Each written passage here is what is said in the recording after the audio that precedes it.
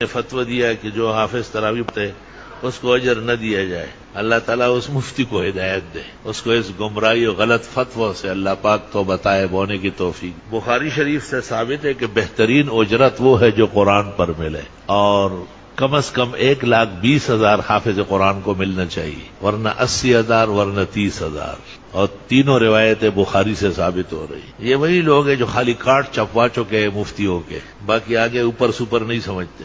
یہ تو اجرت نہیں دی جاتی، یہ تو تکریم و تعظیم ہے۔ حرمین شریفین میں جب تراویح کا ختم ہوتا ہے، آپ ذرا اسکرین پر دیکھیں کبھی، ان کو اعلان ہوتا ہے کہ فلاں شہزادے نے فلاں جگہ محل بک کر کے دیا ہے، خریدا ہے، یہ اس کے فائل ہے۔ پھر اعلان ہوتا ہے فلاں ملک کے بادشاہ نے فلاں ملک کے اندر سرائے محل خرید کے امام صاحب کو دیا ہے، یہ اس کے کاغذات سپرد کیے جا رہا ہے۔ فلاں گیٹ کے سامنے مرسڈیز کھڑی ہے، فلاں شہزادے کی طرف سے، فلاں شہزادوں کے فلاں بچے کی طرف سے سینکڑوں ہدایا، اتنے کے حرم میں ڈھیر لگ جاتے ہیں سونے کے، خدام اٹھا نہیں سکتے۔ قبلۃ العالم کے اندر پورا مرکز ہے، اور سارے جہان کو ایمان وہاں سے ملتا ہے، ان سے زیادہ محتاط کون ہے، اور وہاں ہدایت